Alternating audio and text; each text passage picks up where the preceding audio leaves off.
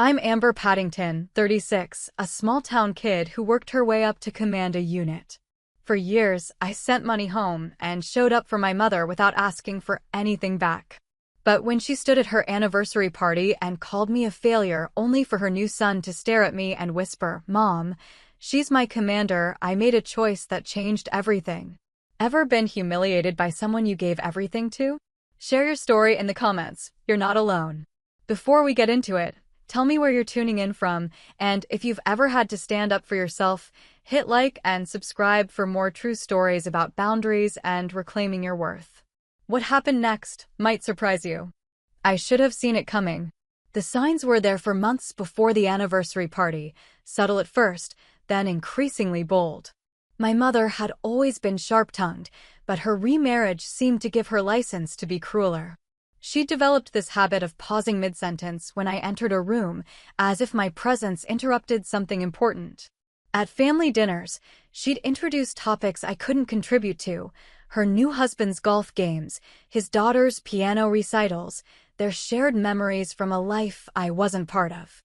"Amber's been so busy with her little job," she'd say when neighbors asked about me, her emphasis on little deliberate.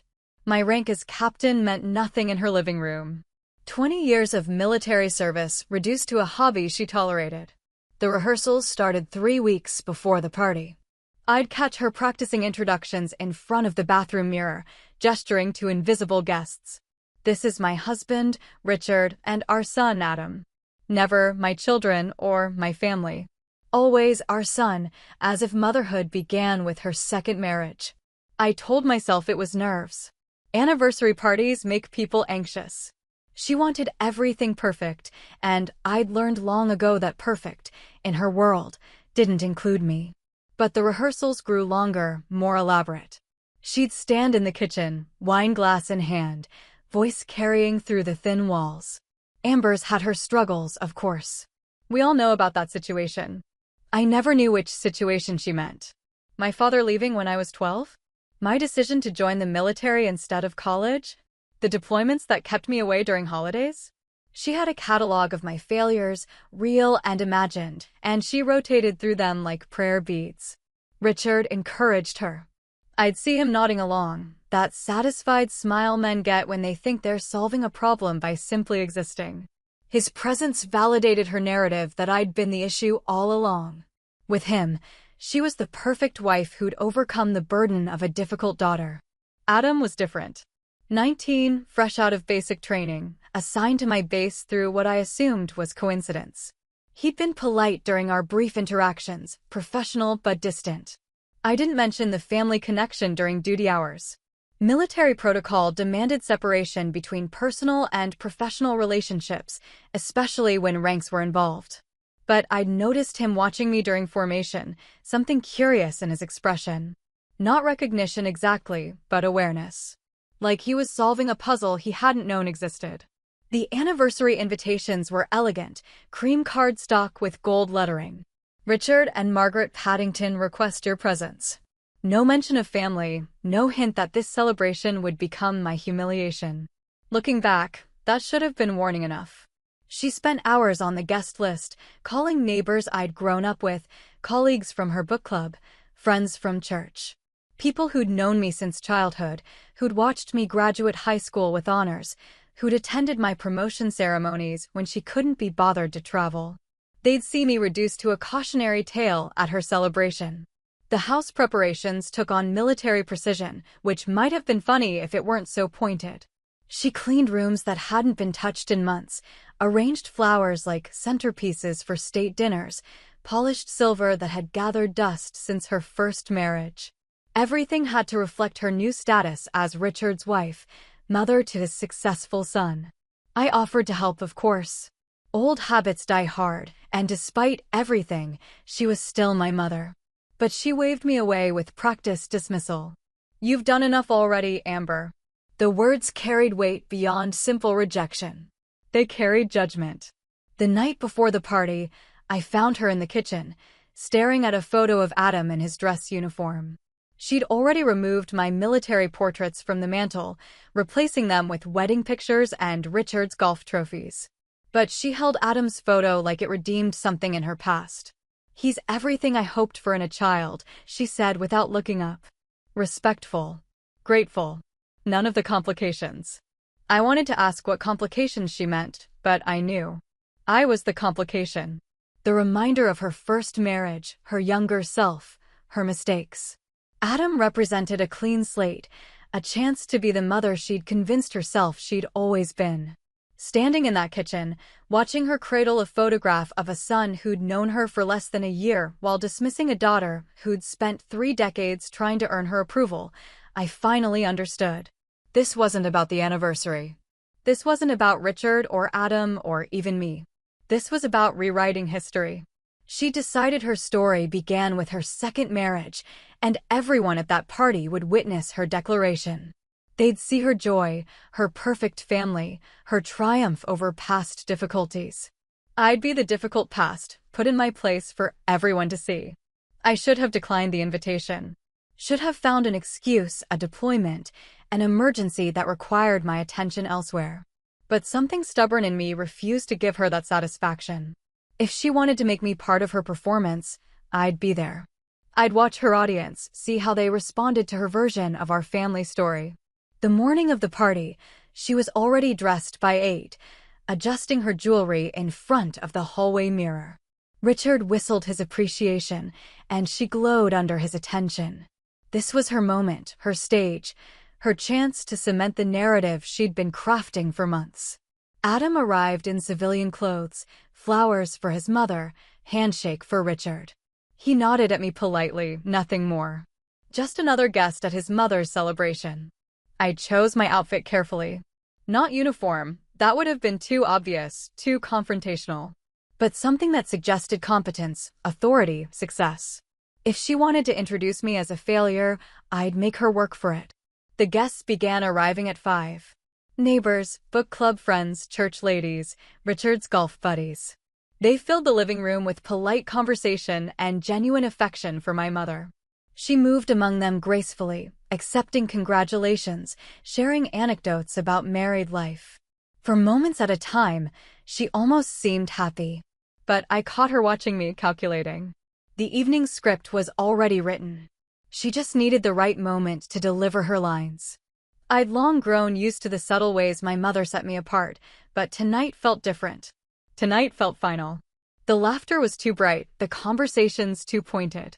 Everyone was playing their role in her anniversary production, and mine was about to begin. The anniversary party was supposed to celebrate 5 years of marriage between my mother and Richard. Instead, she turned it into theater, with me cast as the cautionary tale. The living room filled with familiar faces, neighbors who'd watched me grow up, colleagues from her book club who'd heard stories about my deployments, friends from church who'd prayed for my safe returns. They came expecting celebration and left with front-row seats to my humiliation. She waited until the crowd had gathered, until conversations had died down and attention focused naturally on the happy couple. Richard stood beside her, his arm around her waist, both of them glowing with satisfaction. Adam hung back near the kitchen, uncomfortable with being the center of attention, but dutiful enough to stay close. "Thank you all for coming," my mother began, her voice carrying easily through the room. 5 years ago, Richard gave me something I thought I'd never have, a real family. She paused for the expected murmur of approval, her eyes scanning the crowd before landing on me. Before Richard, I thought I knew what motherhood meant. But I was wrong. The room shifted slightly, sensing something beyond simple gratitude in her tone. I stood near the back, drink untouched in my hand, watching her perform. "I spent years trying to fix what couldn't be fixed," she continued, her voice gaining confidence. "Trying to make something worthwhile out of disappointment. But sometimes, no matter how hard you try, some people are just determined to be failures." The murmur died completely. Guests glanced around, uncomfortable with the sudden shift in mood. This wasn't anniversary joy anymore. This was something else entirely. "Amber," she said, gesturing toward me with her wine glass, "is my daughter from my first marriage. A bastard child, really, since her father left before she could amount to anything. I did my best with limited material, but you can't build character where none exists. The silence was deafening. Faces turned toward me, a mixture of shock, embarrassment, and morbid curiosity. Some had known me since childhood, had watched me excel in school, had celebrated my military achievements. Others knew only my mother's version of events, the difficult daughter who'd caused so much trouble. I'm sure some of you remember Amber's struggles, she continued, warming to her theme. The anger issues, the rebellion, the way she ran off to play soldier rather than face her responsibilities at home. But thankfully, Richard brought me a real child to raise properly. She turned toward Adam with genuine affection, her voice softening. Adam has been everything a mother could want in a son. Respectful, grateful, successful. He's shown me what real family feels like. Adam stepped forward reluctantly, clearly uncomfortable with the spotlight, but trapped by social expectation. My mother beamed at him, this perfect son who validated her narrative about good parenting and family values. Adam is following in the finest military tradition, she announced. Serving his country with honor, making his family proud. Everything I tried to teach Amber but couldn't, because you can't give someone integrity if they don't want it. The applause was scattered, uncertain. People clapped because the moment seemed to call for it, but their faces showed confusion. This wasn't celebration anymore. This was performance, and they weren't sure of their role. That's when Adam looked at me directly for the first time all evening. I saw the exact moment recognition hit him. His face went pale, his carefully maintained composure cracking. The wine glass in his hand trembled slightly as understanding dawned. "Mom," he said, his voice cutting through the room's tension. "She's my commander." The words dropped like stones into still water. My mother's triumphant smile faltered, confusion replacing confidence. "What do you mean, honey?" "Captain Paddington," Adam said, his voice stronger now, military training overriding social awkwardness. "She's my commanding officer at the base. I report to her every day." The room erupted in nervous laughter, the kind that accompanies dramatic irony in amateur theater. Guests looked back and forth between my mother and me, pieces clicking into place. The failure she'd just finished mocking outranked the perfect son she'd been praising. My mother's face cycled through emotions too quickly to catalog. Confusion gave way to disbelief, then to embarrassment, and finally to something approaching panic. Her carefully constructed narrative had just collapsed in front of everyone who mattered to her social standing. "That's impossible," she said, but her voice lacked conviction. "Amber's just." "Captain Paddington has been my CO for 6 months," Adam interrupted, his military bearing asserting itself despite the family drama. "She's responsible for training and evaluating junior officers in my unit.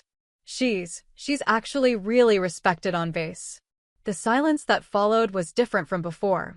Instead of uncomfortable anticipation, it carried the weight of revelation. These people had just watched my mother publicly humiliate someone who apparently commanded respect in professional settings. The cognitive dissonance was almost visible. Richard's arm dropped from my mother's waist. His smug satisfaction had evaporated, replaced by the dawning realization that his wife had just committed social suicide in their living room. His golf buddies were staring at him with expressions ranging from pity to secondhand embarrassment. I stood perfectly still, letting the moment unfold without interference. This wasn't my drama anymore. This was my mother discovering that reality doesn't bend to wishful thinking. Her perfect narrative about family and success had just shattered against facts she'd chosen to ignore. The laughter died away, leaving only the ticking of the mantel clock and the distant hum of the refrigerator. Guests began checking their phones, gathering purses, making subtle moves toward the door. The party was effectively over, killed by truth delivered in Adam's shocked whisper. My mother looked at me across the room, her face a mixture of accusation and desperate confusion. As if this were somehow my fault, as if I'd orchestrated this revelation to spite her. But I'd done nothing except exist in the same space where she decided to perform her cruelty. "I think I should go," I said quietly, setting my untouched drink on the nearest table. Not because I was ashamed, but because the evening had served its purpose. Everyone in that room now understood exactly who my mother was and what I'd endured. No explanation was necessary. She'd wanted to erase me from her family story. Instead, She'd revealed the truth about herself to everyone who mattered in her social world. The justice was perfect and entirely of her own making. My mother was never gentle, even when I was small enough to need gentleness. I have clear memories of reaching for her approval and finding only sharp edges, criticism disguised as concern, love that came with conditions I could never quite meet. By the time I was old enough to understand that other children had different relationships with their mothers, the pattern was already set. I would achieve, and she would find fault. I would excel, and she would minimize the accomplishment. School came naturally to me, which should have been a source of pride for any parent. Honor roll, advanced classes, teacher recommendations. I collected accolades like other children collected toys. But each achievement was met with qualified response. Good grades don't guarantee success, Amber. Being smart doesn't make you wise. Achievement without humility is just arrogance. I learned early that success with her meant being successful quietly, without drawing attention to myself or, by extension, to her. Athletics offered another avenue for approval. I threw myself into track and field, then swimming, then volleyball. My body became a machine for generating accomplishments she might finally notice and celebrate. Trophies lined my bedroom shelves, ribbons hung from my mirror, newspaper clippings accumulated in a scrapbook she never looked at. Sports are fine for building character, she'd say, but they won't pay bills or find you a husband. The husband comment was particularly cutting because even as a teenager, I understood she'd married my father for the wrong reasons and paid the price when he left. Her bitterness about men had infected her advice to me about everything from career choices to social relationships. According to her worldview, women who focused on achievement were setting themselves up for disappointment and loneliness. When I announced my intention to join the military after high school graduation, she reacted as if I'd declared war on her personally. Running away won't solve your problems, Amber. The military is no place for women who want real lives. You're throwing away opportunities because you're too proud to admit you need help. The conversation lasted 3 hours and ended with her refusing to speak to me for 2 weeks. But I enlisted anyway, driven by something she'd never understand, the need to prove myself in an environment where achievement mattered more than family history. Basic training was brutal, but it was fair brutal. Everyone suffered equally, everyone earned respect through performance, everyone was judged by the same standards. For the first time in my life, I wasn't competing against her expectations. The military gave me structure, purpose, and eventually rank. Each promotion came with increased responsibility and clearer evidence of my competence. I led training exercises, managed personnel, made decisions that affected lives and missions. My superiors trusted me with increasingly complex assignments, and my subordinates respected my leadership. The confidence I'd never felt at home became natural in uniform. During my deployments, I sent money home regularly. Not because she asked, but because it seemed like the right thing to do. She was my mother, whatever our complicated history, and I was earning more than I could spend overseas. The checks went toward her mortgage, her car payments, her small luxuries. I wanted her to be comfortable, wanted her to see that my military career was providing stability and purpose. She never acknowledged the financial support directly, but I'd hear about it secondhand. Neighbors mentioned that she'd paid off her car early, that she'd renovated the kitchen, that she was taking classes at the community college. My deployments funded her small improvements and freedoms, but somehow that never translated to pride in my service. The calls home were exercises in careful navigation. She'd ask about my health, my safety, my plans for returning to civilian life. Always civilian life, as if my military career was temporary madness I'd eventually outgrow. She'd share news about neighbors, her book club activities, her dating life after my father's departure. But never questions about my work, my responsibilities, my achievements in an arena she'd never understood or approved of. When I made captain, I called to share the news. The promotion represented years of hard work, demonstrated leadership, and peer recognition. It was objective validation of my competence and potential. Her response was, "That's nice, dear. I hope it doesn't go to your head." No congratulations, no questions about what the rank meant, No acknowledgement that her daughter had earned something worth celebrating. That conversation should have been my wake-up call. Should have shown me clearly that no achievement would ever be enough, no success would ever change her fundamental assessment of my worth. But loyalty is a hard habit to break, especially when it's been cultivated through childhood disappointment and reinforced by military values. So I continued sending money, continued calling, continued hoping that somehow, someday, she'd see me clearly. The irony wasn't lost on me that I'd learned to command respect from strangers while still begging for approval from the one person who'd known me longest and understood me least. When she remarried, I thought things might change. Richard seemed decent enough, stable, financially secure. Maybe with her own needs met, she'd have space to appreciate what I'd accomplished. Maybe a successful second marriage would soften her judgment of my choices. Instead, her remarriage seemed to validate her belief that I'd been the problem all along. With Richard, she was the perfect partner, supportive, gracious, socially appropriate. With his son Adam, she was the ideal mother, nurturing, proud, encouraging.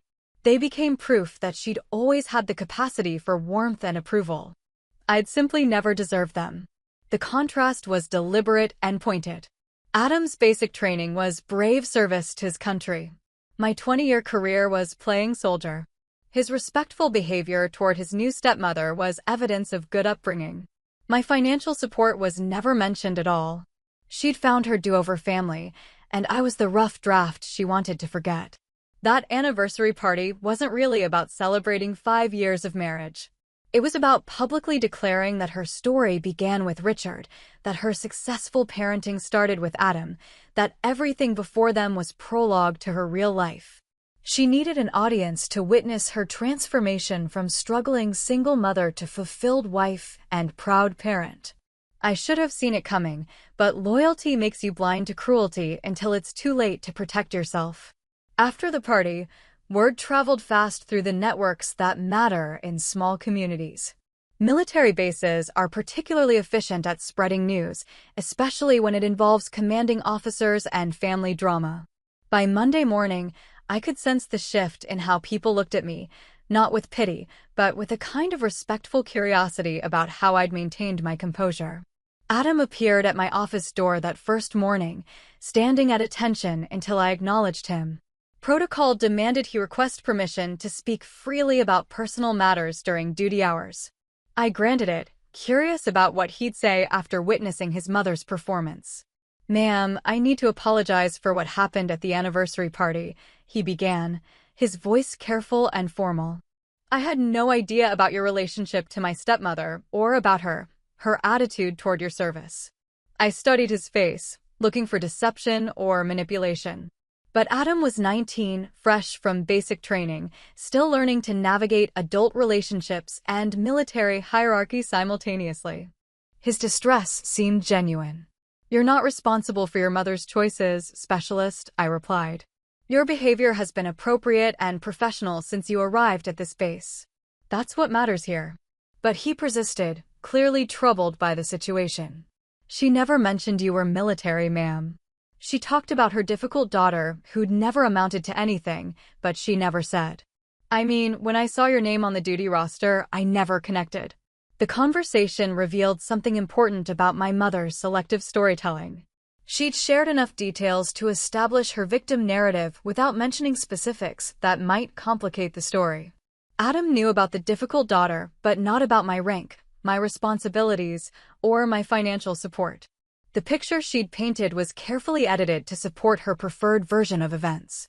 My subordinates were more direct about their reactions. During a routine briefing, Staff Sergeant Reynolds made a comment about civilians who don't understand military service, and several heads nodded meaningfully.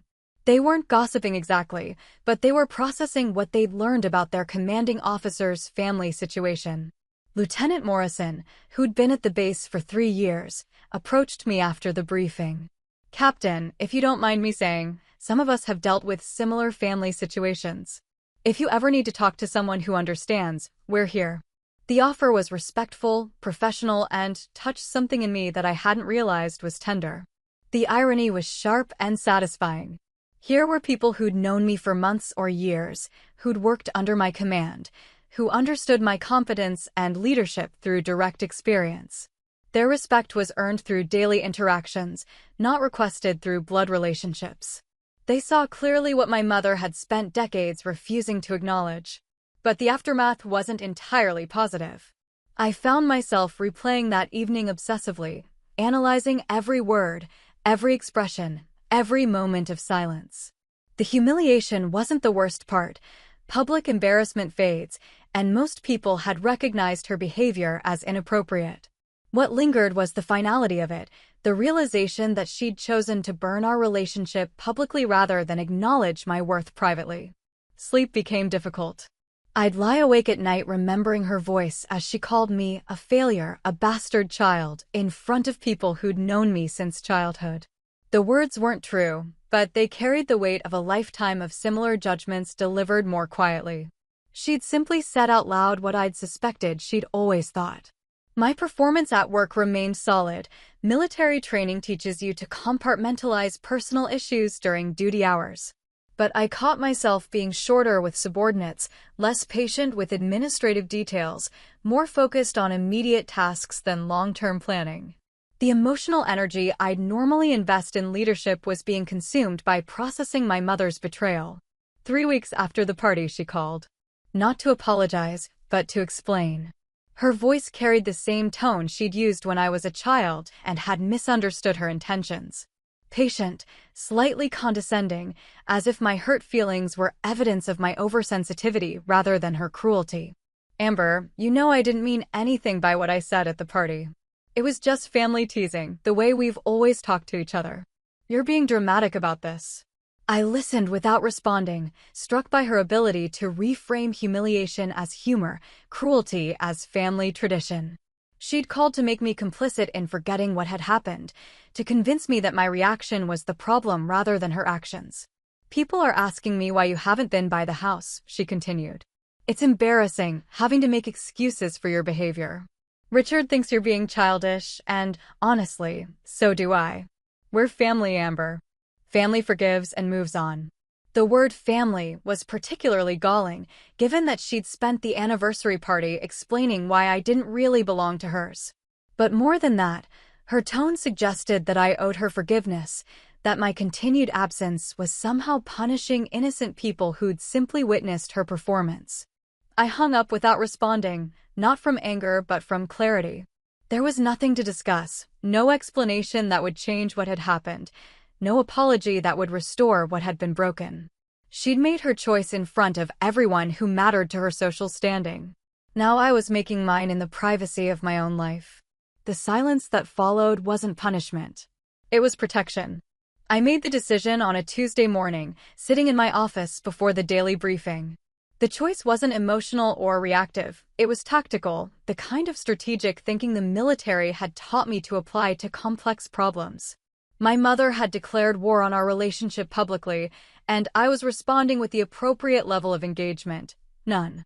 No more financial support. The checks I'd sent monthly for 3 years stopped without explanation or warning.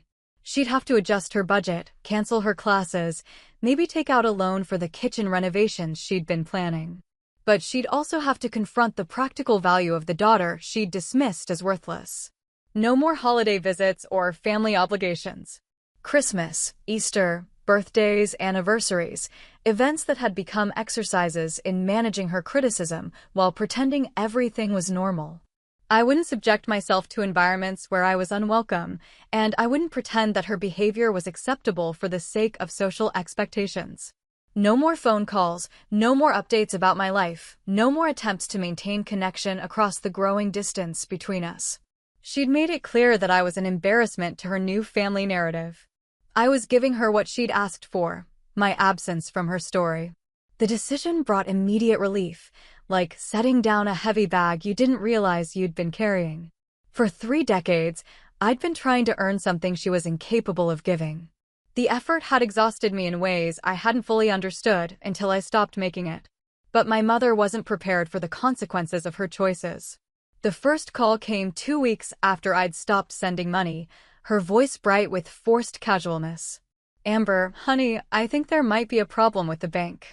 My deposit didn't come through this month. I let it go to voicemail, then deleted it without listening to the end. She called twice more that day, her messages increasingly concerned and finally irritated. Amber, I need you to call me back immediately.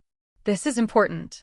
Richard left messages too, his tone suggesting that my financial support was a given rather than a choice. Amber, your mother is worried about the bank situation. You need to call and sort this out. Family helps family. The entitlement was breathtaking. Apparently I owed them money because I'd been generous in the past. When phone calls didn't work, she tried email. Long messages explaining how my reaction was disproportionate, how family relationships required forgiveness, how I was disappointing people who cared about me. She was particularly focused on how my behavior was affecting Adam, as if my presence or absence in his life was somehow my responsibility rather than hers.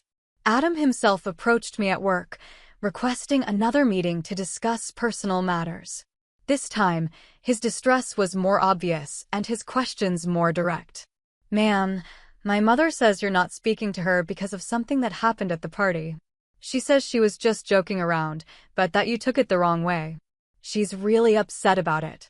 I looked at this young man who'd been caught in the middle of a family drama he hadn't created, trying to be loyal to his stepmother while maintaining respect for his commanding officer. His position was impossible, and I felt genuine sympathy for him. Specialist, what do you remember about that evening? I asked. He shifted uncomfortably, clearly not wanting to criticize his stepmother, but unable to deny what he'd witnessed. She said some things that seemed harsh. About your service, about your character. I know she was drinking, and sometimes people say things they don't mean when they're celebrating. And you think she didn't mean it when she called me a failure and a bastard child in front of 30 people? The directness of the question made him wince. I don't know, ma'am. But she's my mother now, and she seems genuinely sorry about whatever happened. Maybe if you talked to her, you could work it out. I appreciated his loyalty to his family, even as I recognized his naivety about family dynamics. At 19, he still believed that apologies could fix betrayals, that good intentions could erase deliberate cruelty. The military would teach him otherwise eventually, but not through anything I said in my office. Your mother and I have different perspectives on what happened that evening, I told him. That's not your problem to solve, and it doesn't affect our professional relationship here. You report to me as your commanding officer, not as your stepmother's daughter. Keep those roles separate. The conversation troubled me, though, because it revealed how my mother was managing the fallout from her choices. She'd positioned herself as the victim of my overreaction, the caring mother trying to reconcile with an unreasonably angry daughter. She'd enlisted Adam as her messenger, using his genuine concern to pressure me into accepting her version of events. It was manipulative, but it was also familiar. She'd always been skilled at recruiting allies, at presenting herself as the reasonable party in conflicts she'd created.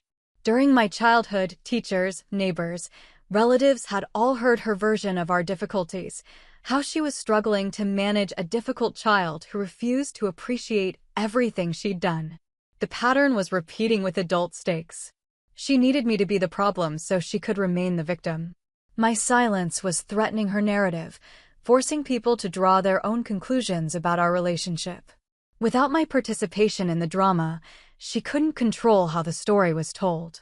But I wasn't a child anymore, dependent on her approval for survival. I was a military officer with the training and experience to recognize manipulation when I saw it. Her attempts to pressure me into forgiveness only confirmed that I'd made the right choice in walking away. The silence continued, and slowly, her panic turned to anger.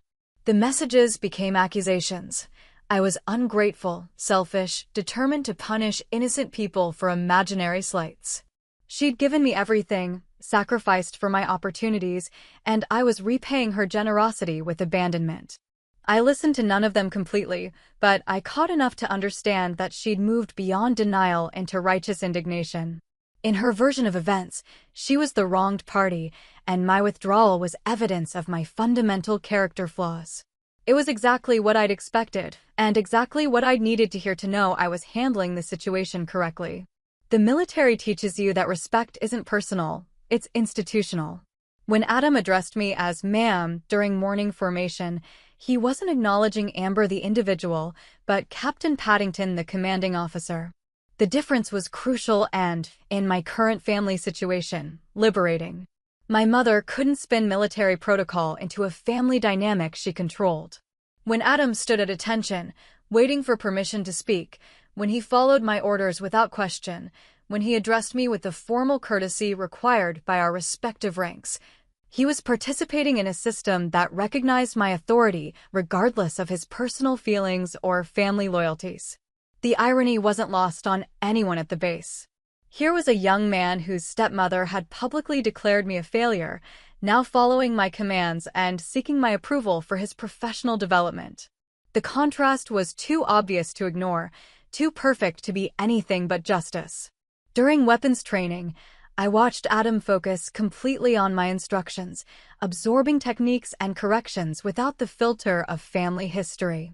His respect in that moment was earned and professional, untainted by the complicated emotions that defined our connection outside the base.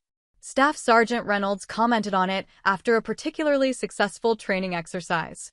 "That Paddington kid is really coming along under your guidance, Captain. Reminds me of myself at that age, eager to prove himself, willing to learn from anyone who knows more." Anyone who knows more. The phrase carried weight in the context of my recent family drama. Here was recognition of my expertise from someone who'd observed my work for years, who'd seen my effectiveness in leadership positions, who understood competence when he saw it. My mother's opinion was irrelevant in this environment where performance was measured by objective standards. Adam began staying after formal training sessions to ask additional questions about tactics, leadership principles, career development. Initially, I wondered if his stepmother had coached him to seek extra contact, to create opportunities for family reconciliation. But his questions were thoughtful, his attention genuine, his interest in military excellence authentic. "Ma'am, how do you maintain authority without being authoritarian?" he asked after a leadership seminar I'd conducted for junior officers. "I've watched you handle difficult situations, and people respond to you differently than they do to other commanders. What's the difference?" It was a sophisticated question from someone barely 6 months into his military career. I realized he'd been observing not just my professional behavior, but my approach to leadership, analyzing what made some officers effective while others simply held rank. "Leadership is about serving the people you command," I told him. "Your authority exists to help them succeed, not to prove your own importance. When people understand that you're genuinely invested in their development, they'll follow you because they trust your judgment, not because they fear your rank." He absorbed this seriously, asking follow-up questions that demonstrated real thought about the principles behind military hierarchy. These conversations were purely professional, but they carried personal significance I couldn't ignore. Here was someone seeing me clearly, learning from my experience, respecting my judgment. The validation was quiet but profound. My mother began calling the base, requesting to speak with me about family emergencies that always proved to be manufactured urgencies designed to force contact. The duty officers learned to screen her calls, politely informing her that Captain Paddington was unavailable and would return her call if necessary. I never returned them.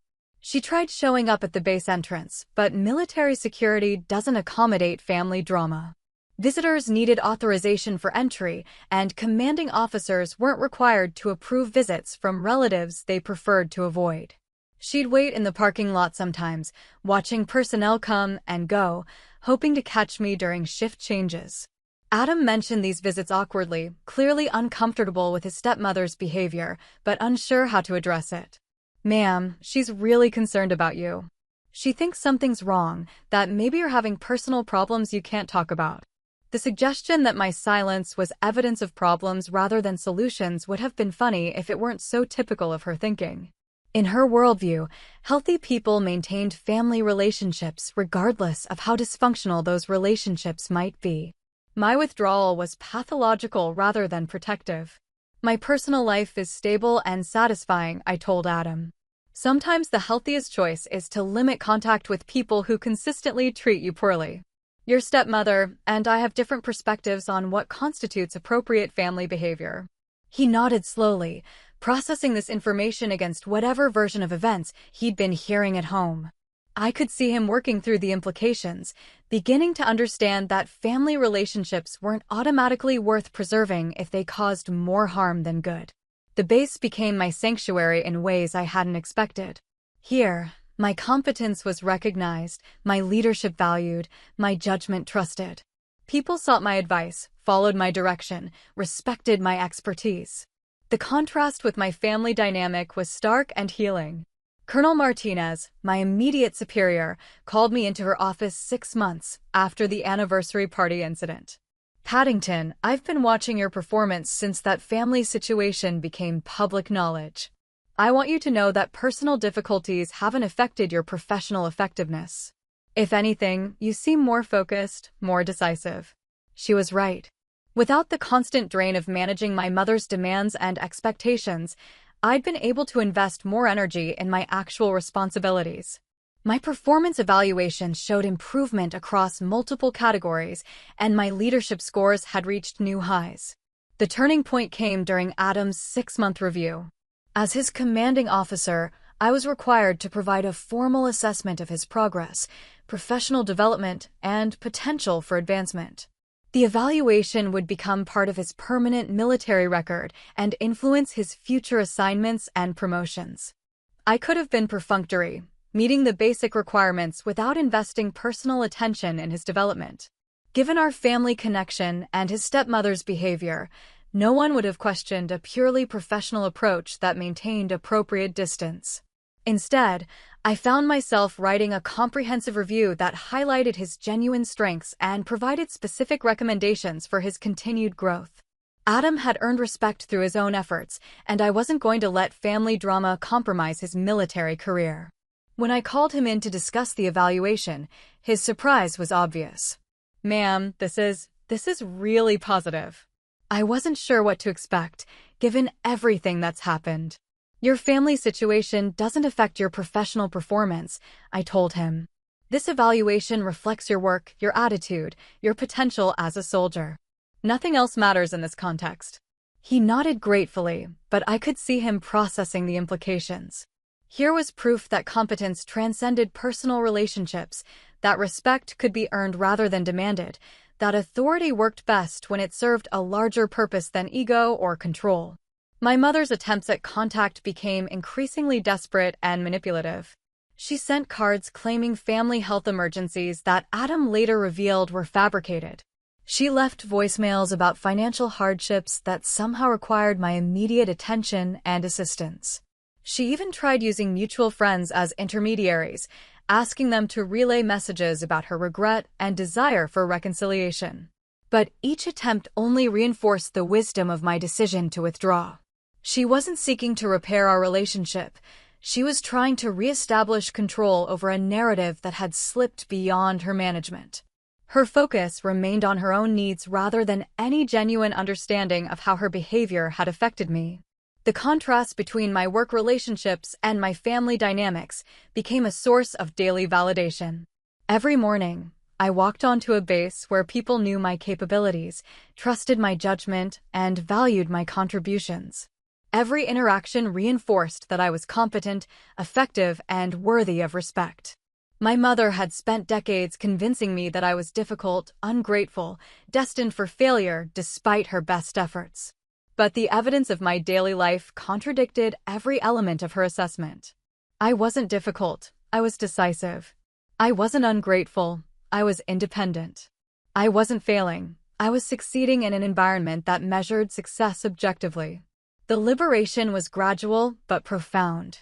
I began sleeping better, laughing more easily, investing energy in friendships and professional relationships that had been neglected while I focused on managing family crisis. Without the constant background noise of her disapproval, I could hear my own thoughts more clearly. Adam continued to develop under my command, his initial nervousness giving way to genuine confidence in his abilities.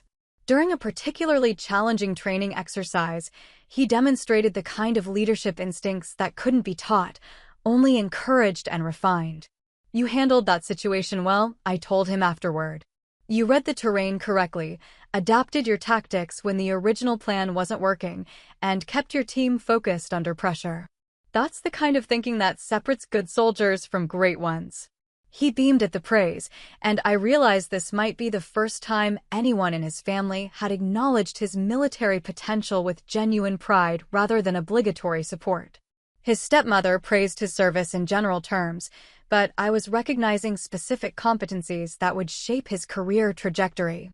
"Ma'am, can I ask you something personal?" he said as we walked back to the base. "How do you know when you're making the right decisions?" "I mean, when there's no clear protocol, when you have to trust your own judgment." It was a question that went beyond military tactics to fundamental questions of confidence and self-trust. "You develop judgment through experience," I told him. "You make decisions, observe the consequences, learn from both successes and mistakes. Eventually, you trust your instincts because they're based on knowledge you've earned through practice." He considered this seriously. "My stepmother says you're making a mistake by not talking to her. But watching you work, seeing how people respond to your leadership, I don't think you make decisions lightly or without good reasons." It was the closest he'd come to acknowledging that his stepmother might be wrong about something significant. I appreciated his loyalty to her, but I also recognized that he was beginning to form his own judgments based on his own observations. "People can disagree about personal relationships and still respect each other professionally," I said. "Your stepmother and I have different perspectives on family obligations. That doesn't make either of us wrong in general, just incompatible in specific ways." The conversation marked a shift in our dynamic. Adam was beginning to separate his stepmother's opinions from his own observations, developing the kind of independent thinking that would serve him well throughout his military career. He was learning that respect could be earned through competence rather than demanded through family relationships. My mother's narrative was losing power, undermined by daily evidence that contradicted her basic assumptions about my character and capabilities. She'd called me a failure in front of everyone who mattered to her social standing. But failure doesn't command respect from subordinates, doesn't earn positive performance evaluations, doesn't get promoted through competitive military hierarchies. The quiet satisfaction of professional success was deeper and more lasting than any family validation I'd once craved.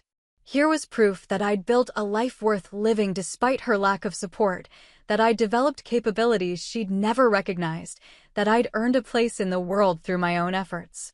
The table hadn't just turned, it had been completely rebuilt, with respect flowing in the direction it belonged.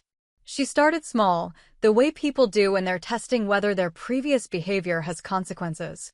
A birthday card arrived 3 weeks late, with a generic message about hoping I was well and a brief note that she'd been thinking about me. No acknowledgement of what had happened at the anniversary party, no reference to the months of silence that had followed. I filed it with other mail I didn't need to keep and didn't need to answer. 2 weeks later, she called during what she knew were my duty hours, leaving a voicemail that sounded carefully rehearsed. "Amber, honey, I know we've had some misunderstandings lately, but I was hoping we could talk. I miss you, and I think there are things we should discuss as adults." Misunderstandings. As if her public humiliation of me had been a communication error rather than a deliberate choice to elevate herself at my expense. The word choice was typical of her approach to conflict resolution, minimizing her actions while suggesting that I'd somehow misinterpreted her intentions. A month passed before the next attempt. This time, she sent a longer letter, handwritten on her good stationery, explaining how much she regretted that unfortunate evening and how she hoped we could move past our differences for the sake of family unity. She mentioned Adam specifically, noting how torn he felt between his loyalty to her and his respect for me. The manipulation was skillful but transparent. She was using Adam's genuine distress about our family situation to pressure me into accepting her version of reconciliation. In her framework, my continued silence was hurting an innocent young man who'd done nothing wrong. Therefore, maintaining boundaries was selfish and cruel. I felt sympathy for Adam, but not enough to sacrifice my own well-being for his comfort. He was learning valuable lessons about family dynamics, personal boundaries, and the difference between loyalty and enabling. These were lessons that would serve him throughout his life, even if they were uncomfortable to learn. The letters became more frequent and more elaborate. She wrote about memories from my childhood, emphasizing the sacrifices she'd made as a single mother, the pride she'd felt when I graduated high school, the worry she'd experienced during my deployments. She was constructing a narrative of maternal love that conveniently omitted decades of criticism and conditional approval. Each letter followed the same pattern: brief acknowledgement that mistakes were made, passive voice, no specific ownership, followed by lengthy descriptions of her positive feelings toward me, concluding with requests for a phone call or visit to work things out. She was offering reconciliation without accountability, relationship without change. The most telling aspect of her campaign was what she didn't address. Never once did she acknowledge the specific words she'd used at the anniversary party. Never did she recognize the deliberate nature of her public humiliation. Never did she demonstrate understanding of why those actions had been relationship-ending rather than merely hurtful. Instead, she focused on the consequences for her. How my absence was affecting her social relationships, how people were asking uncomfortable questions about our family situation, how she was having to make excuses for my behavior. Even her apologies centered on her own needs rather than any genuine understanding of the harm she'd caused. Adam mentioned her efforts during one of our professional conversations. "Ma'am, she really does seem sorry about what happened. She talks about you a lot, about wanting to fix things between you. What specifically does she say she wants to fix?" I asked. He paused, clearly thinking through recent conversations. "She says she wants you to understand that she didn't mean to hurt your feelings, that family should be able to joke with each other without taking things too seriously." There it was, the core of her misunderstanding. She still framed her deliberate cruelty as joking, my legitimate response as oversensitivity. She wanted me to accept that her behavior was normal family teasing rather than public humiliation, designed to elevate her new family at my expense. Adam, when someone repeatedly tells you that your hurt feelings are evidence of your own character flaws rather than their problematic behavior, that's not an apology. That's an attempt to avoid accountability while making you responsible for the relationship's problems. He absorbed this quietly, and I could see him comparing my words to his stepmother's explanations. The military was teaching him to value clear communication and personal responsibility. Her approach to conflict resolution didn't align with those principles. 6 months after her campaign began, she tried a different strategy. Instead of letters or phone calls, she showed up at a base ceremony where families were invited to attend. She'd driven 3 hours, dressed carefully, positioned herself where I couldn't miss seeing her during the event. It was a calculated move designed to force interaction in a public setting where my options were limited. I could acknowledge her presence and risk being drawn into a conversation I didn't want, or I could ignore her and appear rude to colleagues who knew she was my mother. I chose a third option. After the ceremony, I approached her directly, spoke quietly, and kept the interaction brief. "I appreciate you coming to support the troops today. I hope you enjoyed the ceremony." Then I moved on to other conversations with people I was genuinely pleased to see. She followed me, trying to extend the interaction, but I maintained professional focus on the event's purpose rather than our personal relationship. By the time she realized I wasn't going to engage in family discussion, I was surrounded by colleagues discussing the ceremony and upcoming training exercises. She left without the confrontation or reconciliation she'd been seeking, but not without making her presence known to everyone who mattered in my professional life. People had seen her, noted the family resemblance, observed our brief but polite interaction. They'd drawn their own conclusions about our relationship dynamic. Staff Sergeant Reynolds commented later that evening, "Your mother seems like an interesting woman, Captain. Very determined." It was a diplomatic way of saying she'd appeared desperate rather than dignified, strategic rather than spontaneous. Military personnel are trained to recognize manipulation, and her behavior at the ceremony had been obviously calculated rather than genuinely supportive. The incident marked the end of her direct attempts at reconciliation. She'd exhausted the reasonable approaches, letters, phone calls, public gestures, without achieving the response she wanted. My boundaries had held, my silence had continued, and her narrative about our relationship was losing credibility with each failed attempt at contact. But it also marked the beginning of a different kind of peace. I demonstrated to myself and others that I could maintain professional composure while protecting personal boundaries. I could be civil without being available, polite without being vulnerable. Her desperation had revealed the truth about our relationship more clearly than any explanation I could have offered. People had witnessed her behavior and my response, and they'd formed their own judgments about which approach seemed healthier. The letters stopped coming. The phone calls ended. The social media attempts at public reconciliation disappeared. She'd finally accepted what I'd known for months. Some relationships can't be repaired because they were never healthy to begin with. My mother's silence, when it finally came, felt different from my own. Mine had been protective, strategic, designed to create space for healing and growth. Hers felt defeated, resentful, tinged with the anger of someone who'd expected a different outcome from her efforts. But defeat or not, it gave me something I'd never had before: peace. I came to understand that the anniversary party had been a gift, though not the kind my mother intended. Her public cruelty had forced a clarity I'd been avoiding for years, a recognition that our relationship was fundamentally toxic rather than merely difficult. For 3 decades, I'd been trying to earn love from someone incapable of giving it, seeking approval from someone who needed me to fail in order to feel successful herself.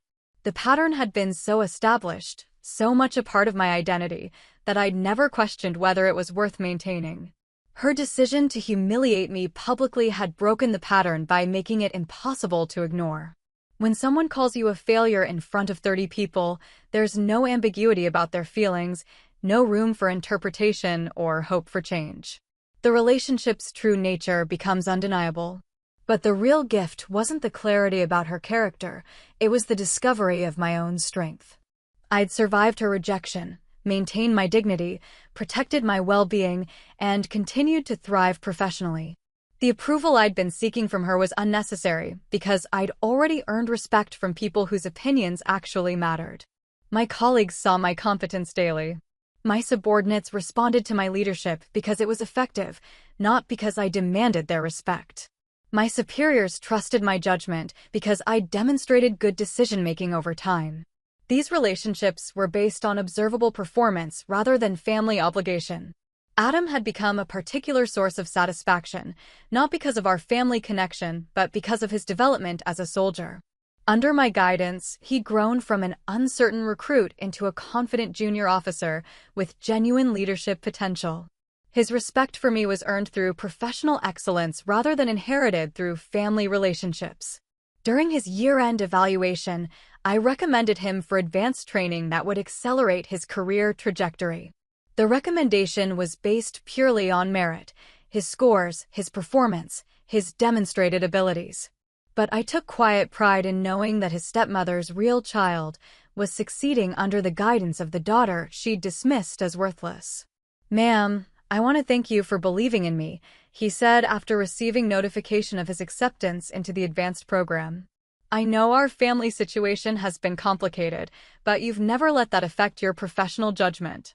It means more than you know." He was right that our family situation had been complicated, but wrong about its impact on my professional judgment. If anything, the complications had made me more determined to treat him fairly, to ensure that his opportunities weren't limited by his stepmother's behavior or my response to it. "You earn this opportunity through your own efforts," I told him. "Your performance, your attitude, your potential, those are the only factors that matter in military evaluation. Personal relationships don't influence professional assessments." But privately, I appreciated the irony. My mother had spent years telling anyone who would listen that I was a failure, a disappointment, someone who couldn't be counted on for real responsibility. Yet here was her new son succeeding under my direct leadership, his career advancing because of my professional judgment and recommendation. The justice was perfect because it was natural rather than vengeful. I hadn't needed to plot revenge or engineer consequences for her behavior. Her own actions had created a situation where her judgment was obviously flawed, her narrative clearly false, her assessment of my character demonstrably wrong. People who'd known me professionally had seen the contrast between her public claims and my actual performance. They'd watched me maintain dignity under attack, continued to excel despite family drama, treat even her son with fairness and respect. The evidence of my character spoke louder than her accusations ever could. My career continued to advance based on merit rather than family background. Promotions came through competitive evaluation, leadership opportunities emerged through demonstrated competence, peer respect accumulated through consistent performance. I'd built a professional reputation that existed independently of family opinion or approval. The financial independence that military service provided had always been important, but it became symbolically crucial after cutting off support to my mother. I was entirely self-sufficient, owing nothing to anyone, dependent on my own efforts for survival and success. The money I'd once sent home stayed in my accounts, growing into real security rather than disappearing into someone else's comfort. For the first time in my adult life, I was living entirely for myself, making decisions based on my own values, pursuing goals that mattered to me, investing time and energy in relationships that were mutual rather than one-sided. The freedom was intoxicating and slightly overwhelming. Without the constant background stress of managing my mother's expectations, I discovered interests and capabilities I'd been too distracted to develop. I took classes in subjects that fascinated me rather than ones that might impress her. I formed friendships with people who appreciated my company rather than tolerated it. I made plans based on my own desires rather than family obligations. The transformation was gradual but profound. Colleagues began commenting on changes in my demeanor, more relaxed during meetings, quicker to laugh at appropriate humor, more willing to take creative risks in problem-solving. I was becoming the person I might have been all along if I hadn't spent so much energy seeking approval from someone determined to withhold it. My mother's story about family and success had been revealed as fiction, but in its place, I discovered a true story about competence, respect, and self-determination. She'd wanted to erase me from her narrative, but instead, she'd freed me to write my own. The quiet justice of the situation was that her perfect family depended on the guidance and leadership of the daughter she'd publicly rejected. Every promotion Adam earned, every advancement in his military career, every demonstration of his growing competence reflected my influence and investment in his development. She couldn't claim credit for his success without acknowledging my role in creating it. She couldn't diminish my value without undermining her son's achievements. She'd trapped herself in a contradiction of her own making, where her preferred narrative about family and worth simply didn't align with observable reality. The evening when Adam made sergeant ahead of his scheduled timeline, he called to share the news. His excitement was genuine and infectious, and I felt the satisfaction that comes from watching someone you've mentored achieve recognition they've earned. "Ma'am, I know this promotion came because of the foundation you helped me build. The leadership training, the tactical knowledge, the confidence to make hard decisions. I learned all of that under your command." It was generous of him to acknowledge my contribution, but it was also accurate.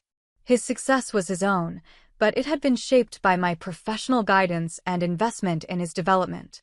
The chain of cause and effect was clear to anyone who understood military advancement. My mother had called me a failure in front of everyone who mattered to her social standing. But failures don't develop successful leaders. Failures don't earn the respect of subordinates who have other options. Failures don't build careers through competence and judgment. Her new son's success was living proof that her assessment of my worth had been wrong from the beginning. Every time he advanced, every time he demonstrated the skills I'd helped him develop, every time he showed the kind of character that comes from good mentorship, her narrative about my inadequacy became more obviously false. The title she'd mocked, commander, captain, the rank that meant nothing in her living room, was the one that had shaped her son's future and earned his genuine respect. The daughter she'd dismissed had become the leader her family depended on for guidance they couldn't acknowledge publicly. It was justice without cruelty, consequence without revenge, truth revealing itself through simple persistence and professional excellence. I hadn't needed to prove her wrong. She'd proven herself wrong by choosing to judge competence she'd never bothered to understand. Years later, when Adam was deployed overseas and I'd been promoted to major, the final piece of irony revealed itself. He wrote to me regularly, professional updates mixed with personal gratitude that had evolved into genuine friendship. His letters mentioned his stepmother occasionally, always with the careful distance of someone who'd learned to see family relationships clearly. "She still talks about you sometimes," he wrote from his assignment in Germany. "Usually when she's trying to explain to people why her son is doing so well in the military. She's started saying that good leadership must run in the family, that you learned everything from her example of strength and determination. It's remarkable how memory can reshape itself when reality becomes inconvenient." I laughed reading that paragraph, recognizing the predictable evolution of her narrative. She couldn't erase my influence on Adam's career, so she'd begun claiming credit for my competence. The daughter she'd called a failure had become evidence of her successful parenting, retroactively transformed into proof of her wisdom and guidance. The reinvention was complete when she began attending military family events as Adam's mother, introducing herself to other parents with stories about her daughter the Major, her pride in our family's tradition of service, her sacrifice in raising children who chose demanding careers. She'd become the military mother she'd spent years mocking, wearing the identity like a borrowed coat that almost fit. Friends who still moved in her social circles reported these performances with amused bewilderment.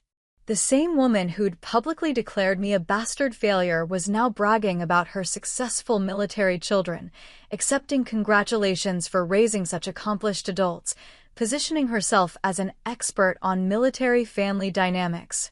Adam found it both disturbing and fascinating. "She's convinced herself that she always supported your career, that the problems between you were misunderstandings rather than deliberate cruelty. It's like watching someone rewrite history in real time." But her revisionist storytelling couldn't change the fundamental facts. "I'd built my career without her support, earned respect despite her criticism, succeeded specifically because I'd learned to value my own judgment over her opinions.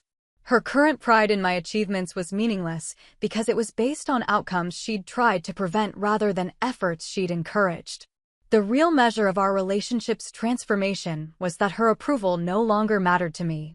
She could claim credit, deny history, or ignore my existence entirely. None of it affected the life I'd built or the satisfaction I drew from professional accomplishment and genuine relationships. Sometimes I wondered if she remembered that anniversary party clearly, if she could still hear her own voice calling me a failure in front of 30 people. But wondering was just curiosity, not longing. The woman who'd needed to humiliate me to feel worthy was a stranger whose opinion carried no weight in my actual life. The military had taught me that respect flows toward competence, that authority serves purpose larger than ego, that true strength comes from lifting others rather than diminishing them. These lessons had shaped me into someone my mother never understood and never would. Her loss was profound, but it was entirely her own creation. Adam's success continued to reflect the kind of leadership that emerges from genuine mentorship rather than borrowed glory. He'd earned every advancement through competence I'd helped him develop, character he'd chosen to embrace, and judgment he'd learned to trust. His stepmother could claim credit all she wanted, but the evidence of good influence was written in his decisions, his integrity, his respect for others. The justice was complete not because she'd been punished, but because truth had prevailed despite her attempts to control the narrative. My worth wasn't determined by her assessment, never had been, never would be. The title she'd mocked had become the foundation of respect that no revision of history could diminish or erase. That was my story of finally drawing the line with my own mother. Now I want to hear from you. Have you ever been dismissed or humiliated by someone who is supposed to support you? How did you handle it when family loyalty clashed with self-respect? Drop your experience in the comments. I read every one. And if this story resonated with you, hit that like button, subscribe for more true stories, and share this with someone who needs to be reminded that they're not alone in setting boundaries.